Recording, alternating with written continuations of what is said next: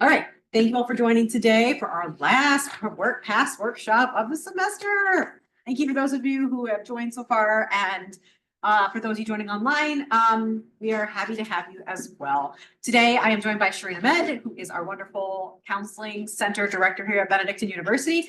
And she and I are going to talk a little bit today, mostly her, but we're going to talk a little bit about stress management, your mental health, because we all know this time of year is tricky. And it is a lot. You are thinking about the end of your, maybe if you're a freshman, this is the end of your semester, your academic year, your first one in college. You're trying to figure out how to balance many different things. And of course, if you're a staff or faculty, that may also be true in many other ways, maybe not your first year, but trying to get everything done and also taking care of yourself. So without further ado, I will introduce Sri, or maybe you should introduce yourself. Perfect. Hello, everyone. Thank you for joining in. To people who are online, thank you for joining as well. My name is Shireen Ahmed, and I'm the Counseling Center Coordinator. I am a licensed professional counselor, and I have been working with the university's Counseling Center for the past 4 years. As Joey mentioned, that this is a stressful time of the year for students and for faculty and staff. So I think it was a very important, innovative idea by Joy to have this workshop so that all of us can take some time out for ourselves and for our holistic well-being, which is essential. So let's get started. So what is the expectations from today's workshop? The idea of what is stress and anxiety and how can we better understand it? We are all human beings and we all experience anxiety and stress. So that's something to realize that this is a part and parcel of our life. How does it affect our brain and bodies? What is the thought feedback loop, which is the positive feedback and the negative feedback, and how can we change our thoughts from having those negative thoughts and substituting them with the positive ones? What are the strategies for managing stress? There are tons and tons of them. What works well with you? Is it an exercise? Is it playing a puzzle? Is it talking with a friend or family member? Is it just taking a walk outside or just visualizing and journaling? What works for you? And then how can the BenU Counseling Center help you? And what are our resources here? So what is stress?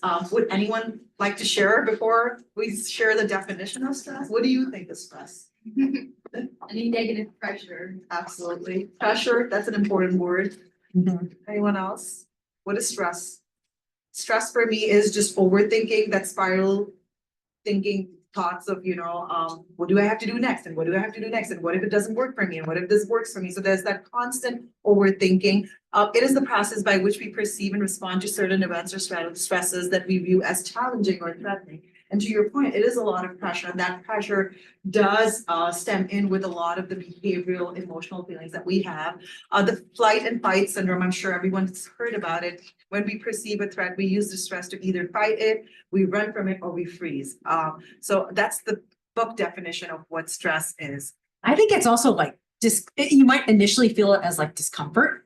Like I'm all of a sudden, or maybe you're in class and you're like, I didn't hear what they said. Now I'm stressed out. I'm going to get behind, right? And then your brain, like you said, the thoughts are going to keep going. But I think it initially kind of feels maybe like a discomfort, and then you have a choice, right? Yes. So what is the frequency? How often is the stress response triggered? So we could be stressful throughout the day. We could be stressful at night. We could be stressful in the morning. So it depends on what are those triggers and what is an event that's going to be happening. For instance, for me, okay, it's going to be finals week. There's so much to wrap up. We have 3 interns that are working at the counseling center. How do I get their data together? So that is stressful for me. So what I do in that situation is, okay, I do have time. I am going to plan myself out for the next 2 weeks, and I'm going to make sure that this stress does not affect my well-being. The intensity, how severe is the response, and then the duration, how long does it last for me? So sometimes it's a few seconds, sometimes it's a few minutes, sometimes it's the entire day that I'm constantly thinking about those stressors.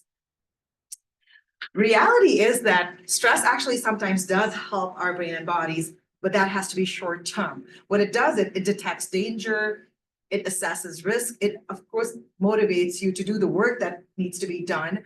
It improves our performances. But again, keeping in mind, it has to be short term.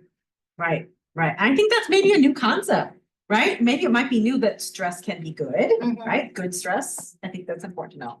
But how does it hurt us? That is the real problem, that the cognitive thoughts that we talked about, that one tends to think about the negative emotions, the negative feelings, the negative thoughts more than the positive ones. So the idea of how can I replace those positive thoughts, how can I replace the negative thoughts with the positive ones? The smooth muscle organs and the striated muscle, the muscles attached to tendons and bones, when we are experiencing any form of stress or anxiety, we can feel our body reacting. We can feel the tightening of our muscles, our shoulders, the nervousness, the palpitation, the sweaty arms. I'm nervous right now. I'm anxious right now. I can actually feel my armpits. Well, right, and I think, isn't it true, like, you know, and maybe this is something in therapy, if you go to therapy, where someone might say, oh, where are you feeling that in your body, right? Like stress Right. often lives somewhere in the body, Absolutely. is that right? Like physical, like your arms, your leg, like for me, it is absolutely It is right here, absolutely, right? Yeah. Yeah, the shoulder and then the tensing of the muscles, you know, you feeling, your heart is racing. So every body reacts differently to stressors and you do start feeling anxious. So the feedback loop is something that is very important to understand. The catastrophic thinking, excessive stress leads to exhaustion. We do feel tired when we are stressed. So for instance, if you failed an exam, that leads to the thought that I'm not smart enough to be in this class, which then leads to I am so fearful, I'm so anxious, I'm so depressed, and I'm so sad. So it's how do we replace this feedback loop with a positive one? Which is I failed an exam, which leads to I need to better prepare next time instead of saying I'm a failure, I'm a jerk, or I am not doing well in class.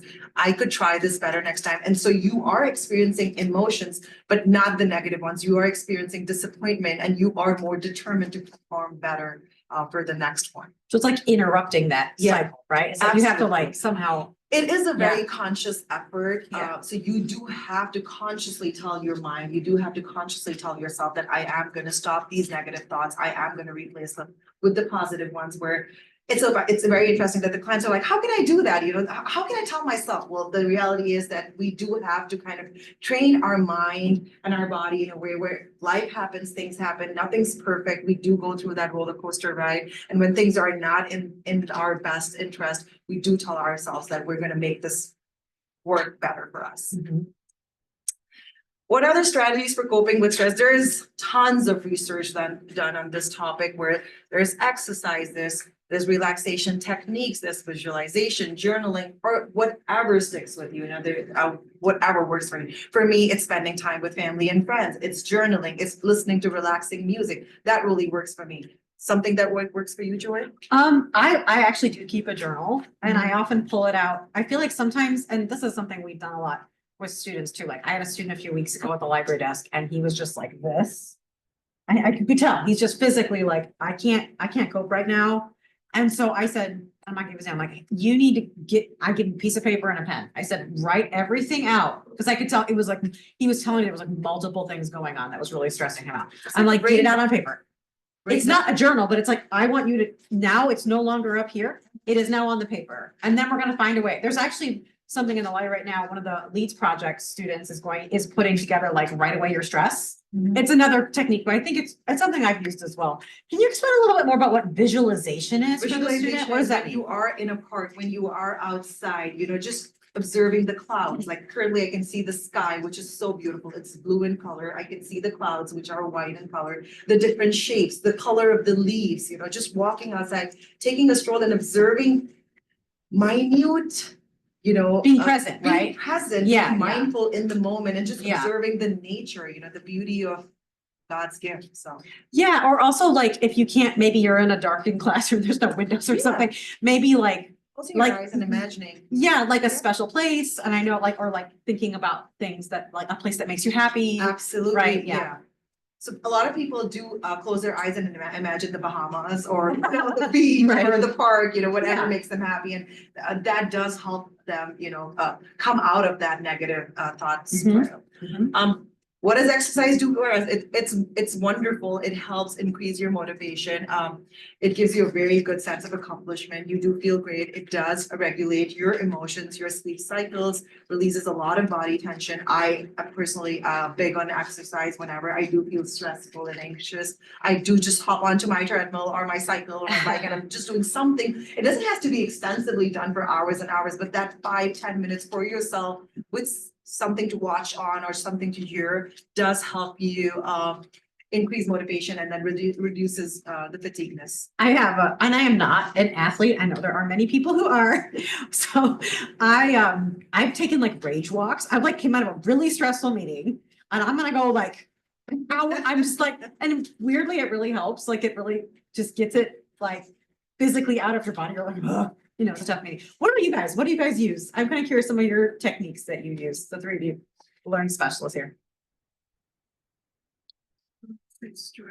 Yeah, for your stress. You don't have to, oh, yeah, okay. Learning specialists never experience stress. Okay, good to know. That's good to know. Yeah, I think probably for me, I write it down as well, Yeah, because I think there's a great deal, for all kinds of different reasons, one, to get it out. yeah. And two, to actually see what's there Mhm. and have a better idea of what you're dealing with. But I think being, for me, and I'm not a real social person, but being around somebody else just kind of helps, because I don't know. I just- Like co-regulation, right? Just- Absolutely. you know, Yeah, I mean, co-regulation, You have yeah. to talk about what, but just, there's something about being around. Right. Yes. And then human connection, which is so important, right? Matter if it's your friend, family, a coworker, or anyone. I mean, it's so interesting that I actually did tell this to our team the other day that people share energy. You know, we have so Yeah. many people in our lives that just come sit next to us. They're talking about their life story, and I'm like, I didn't even know you. Or we talk to them about a lot of the stressors that we go through because energies are shared. So to your point, that human connection is so important. Okay, sorry, this thing just stopped. Hold on a second. Sorry, everybody. Listen in.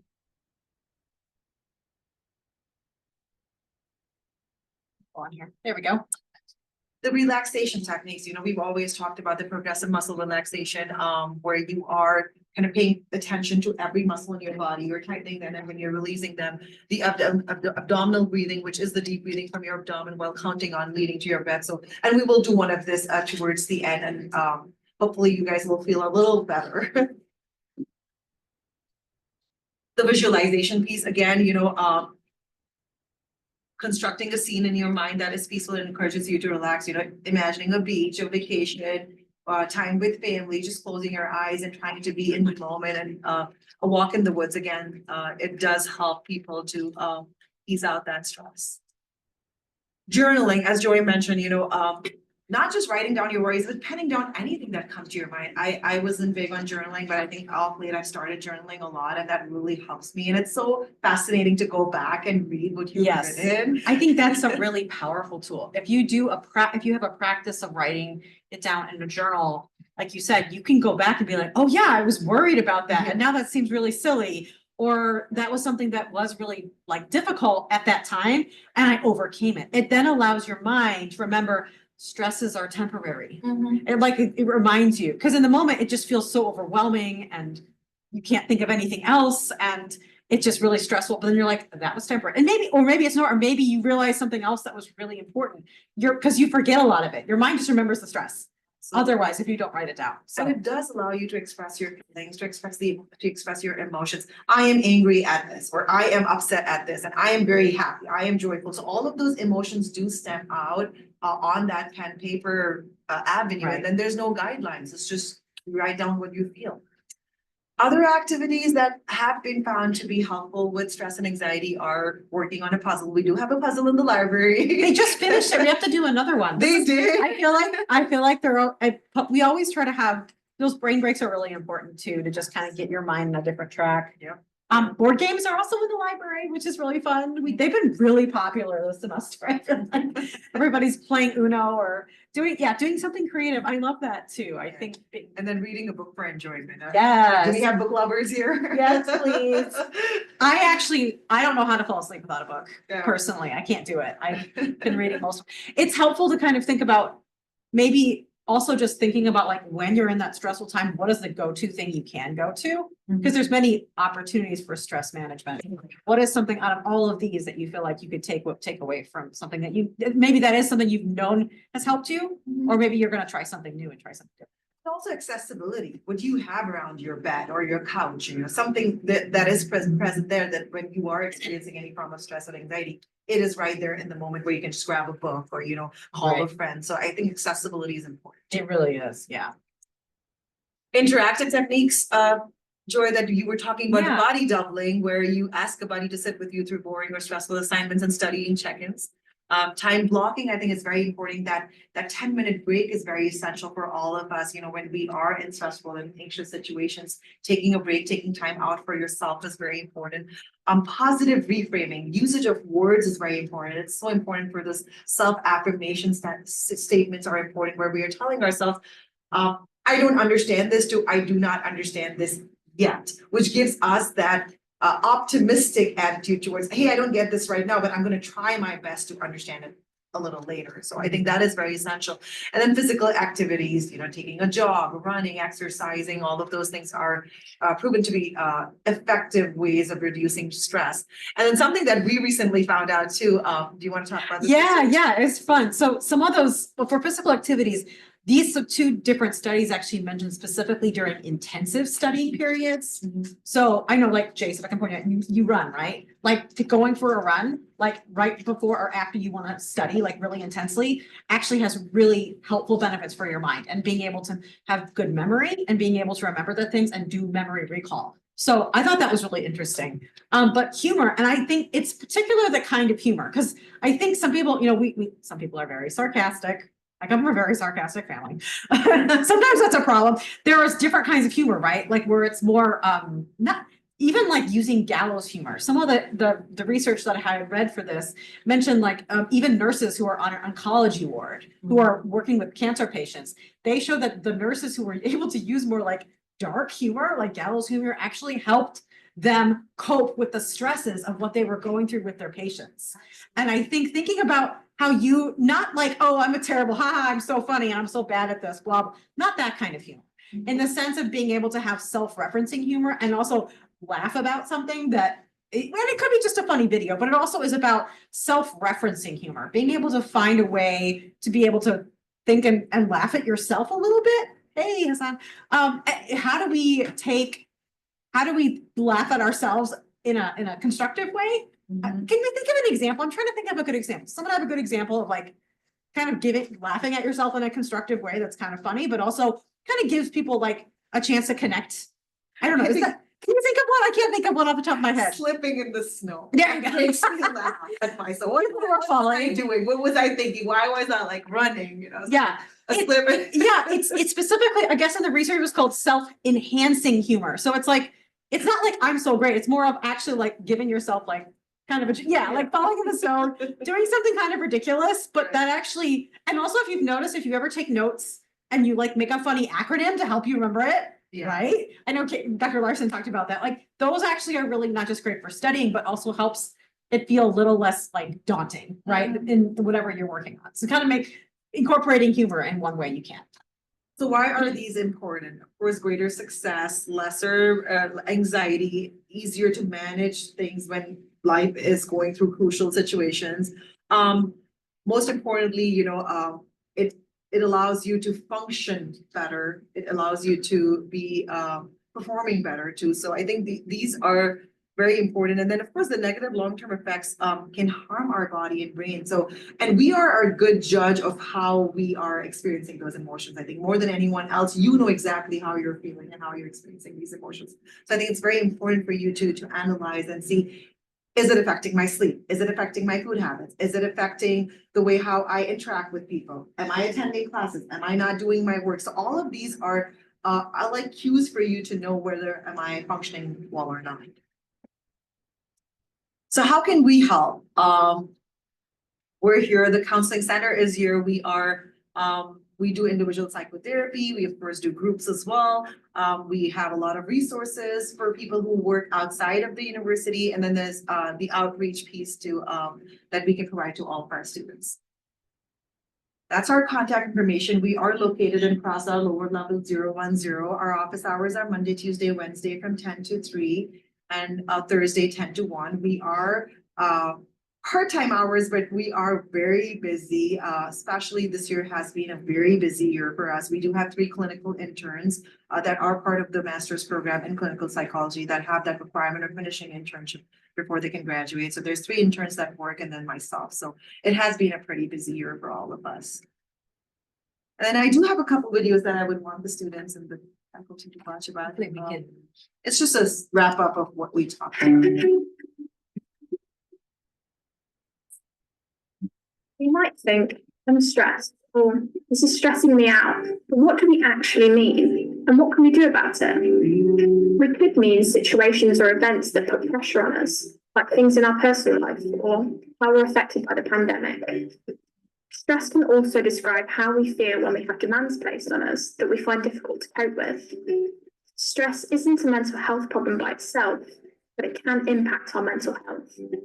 Whatever your experience is, here are some ways to look after your well-being and deal with pressure.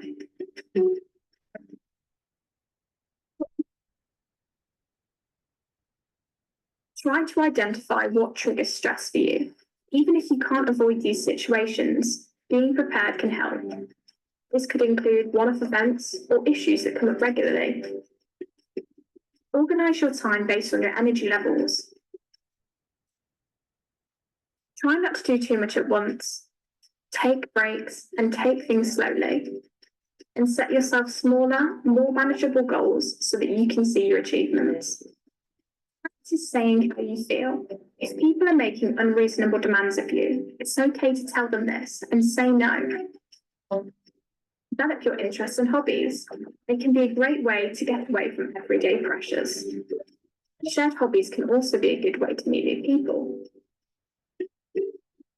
Look after your physical health. Taking steps to look after your physical health can reduce stress, although this can sometimes be difficult. Try getting enough sleep and eating regular meals to make a difference. Find ways to relax. If you know that something relaxes you, like listening to music or being creative, try to set time aside to do this. Give yourself a break. Reward yourself for achievements, like finishing a piece of work or making a decision. You can take a walk, read a book, or simply reflect and be proud of what you've achieved. And forgive yourself if things didn't go to plan, or if you didn't do something you'd hoped for. Nobody's perfect, and putting extra pressure on yourself doesn't help. Build your support network. Whatever you're going through that's causing you stress, you don't have to cope with it alone. It could help to talk to students who might be feeling the same, or your tutor, student union, student support services, or GP.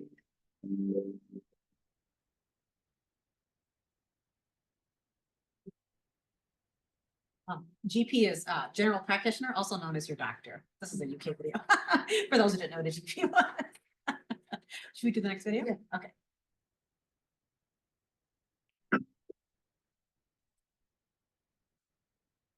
Zap the stress and introduce a little more zen into your life. Follow these 7 steps for a more peaceful path. 1. Eat a healthy diet.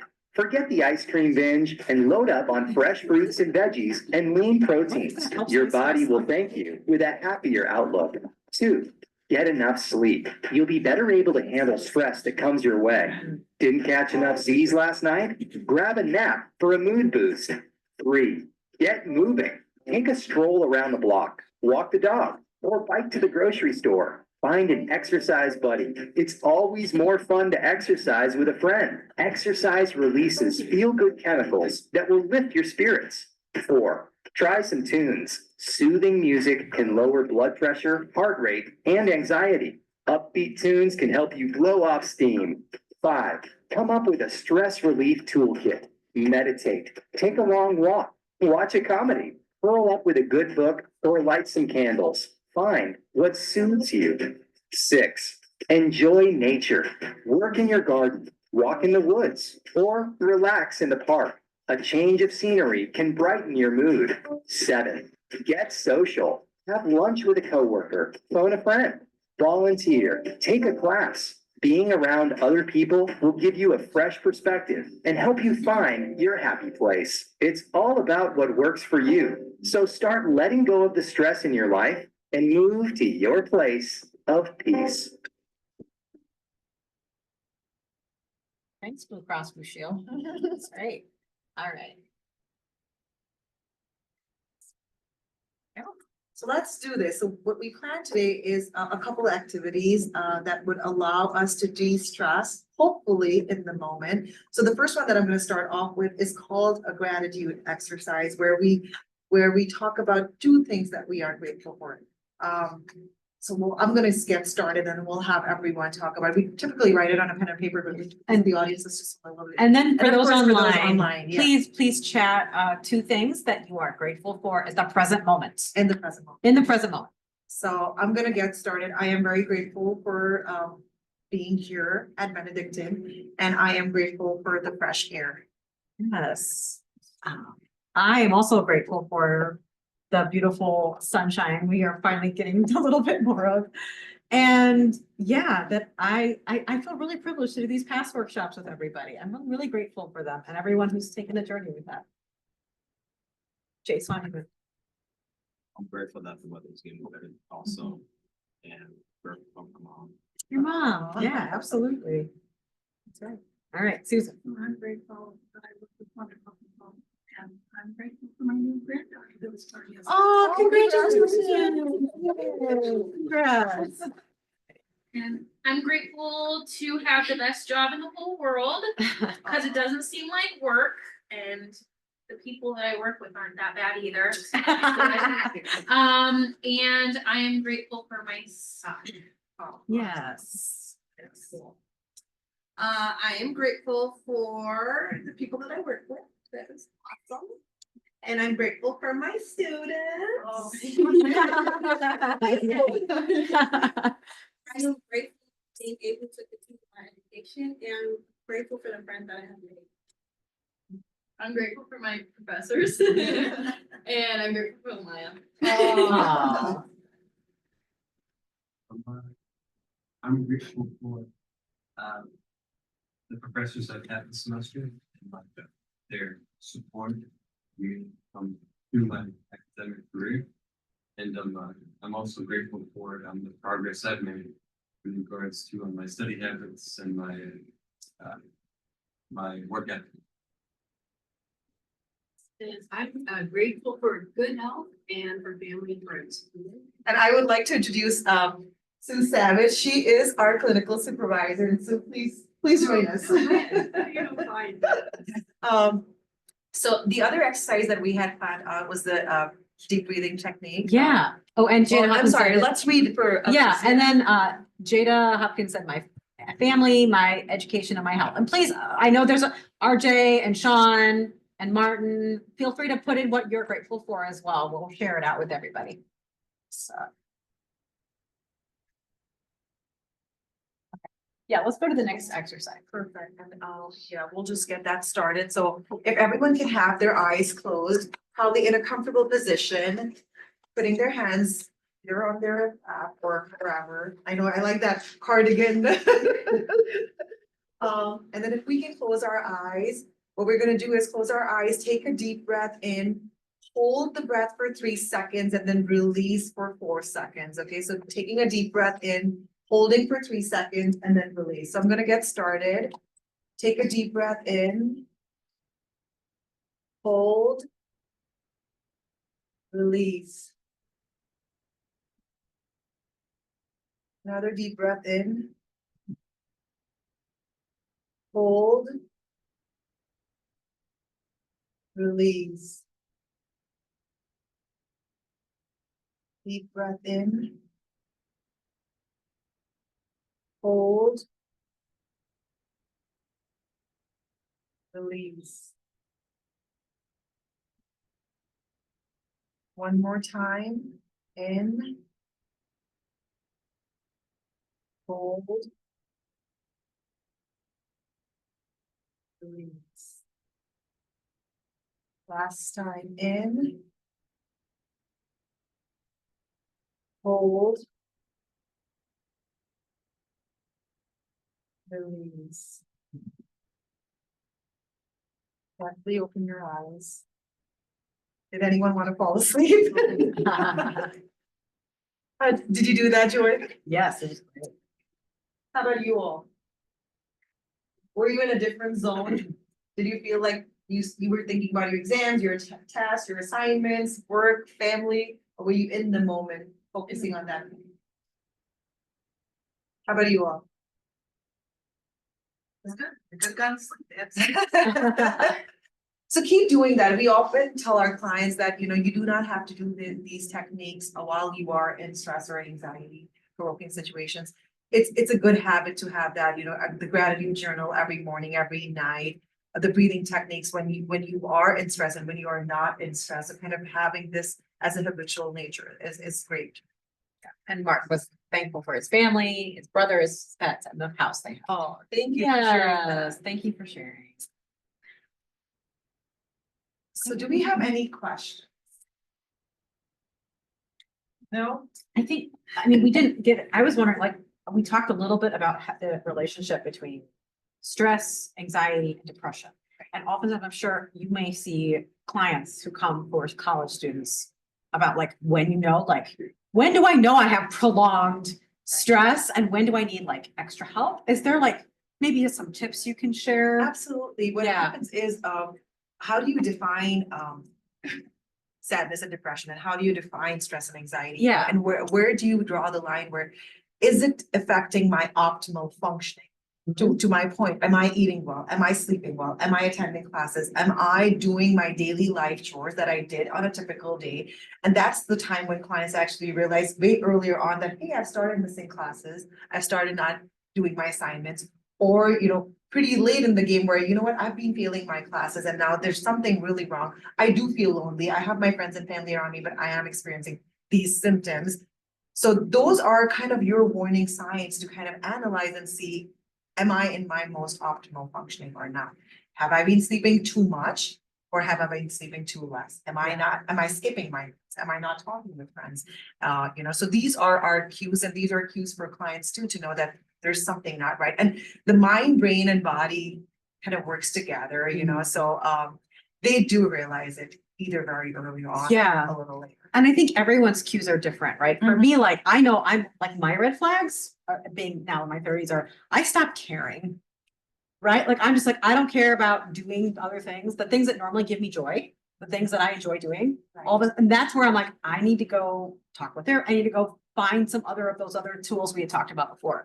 They may look differently for you. So there might be some other, but I think just being able to know, like, it is I think okay to ask for noticing help. that, I Yeah. think noticing that, you know, there's some things not right, and I think personally for me, you know, when I am in that spiral of overthinking, or when I am not sleeping well, or when I am not giving time for myself, the self-care piece is very important. So if I am neglecting any one of this, for me, that's my cue that, hey, get back, gather your Yeah. thoughts together, go talk to someone, you know, and that really helps. Yeah. Absolutely.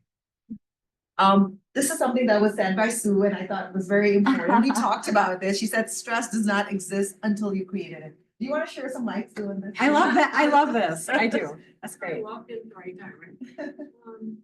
Well, actually, it's very, very true. Like, if I was to get up and come down, okay, so your mind's job is to think, right? So if I was to walk down, more to the center, your mind would start firing off. Oh my God, she looks older. She's got glasses. She's got, your mind would just start going everywhere. So all of your thoughts are like stars in the sky. You know how many there are. You look up and you're like, oh, there's all these stars. That's really, are they all they are? The thoughts will, if you let them, they'll go by. What happens is, to your point, we grab onto one of them. Oh my God, Sue looks like my aunt. And I don't like my aunt very well. And it spirals. It begins, you hold on to that and you begin to create a narrative around it. Or like your classes. I'm not doing, this class is hard, this class is more difficult than I thought, this class, and I'm not doing well, and I really don't like it. I don't want to study. I have to study. But I don't know, well, maybe I'll get a study group. Nobody wants to study with me. I must not be likable. Da, da, da, da, da. We start grabbing on to different thoughts. If we don't do that, if you could, that's what mindfulness is. You acknowledge the thoughts going by and you just let them go. But when you grab on and you start creating a narrative around it, stress comes with that narrative. So allow your thoughts just to circle through. And like Sharon said, if you get stuck on one of them, talk about it, but don't let it dominate. Don't build a story around it.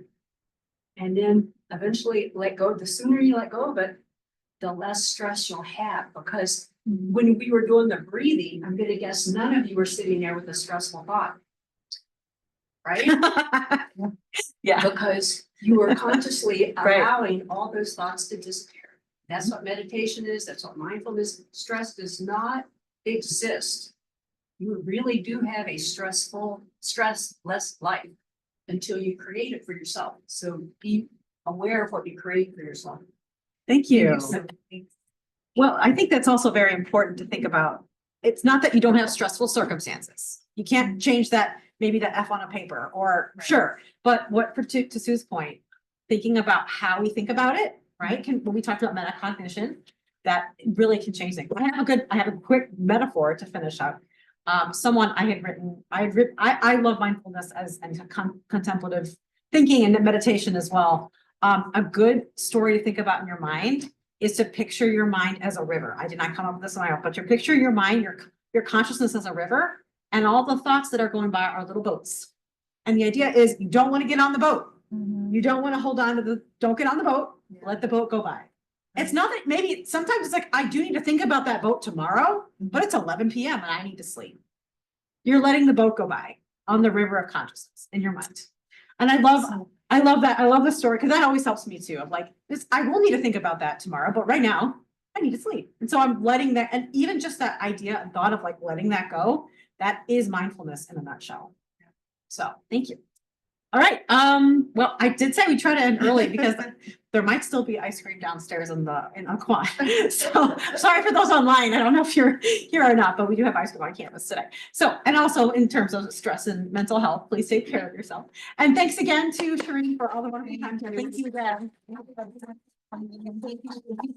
Online. Okay, and I'm gonna stop the recording. If they'll let me stop. There we go. Yes. And now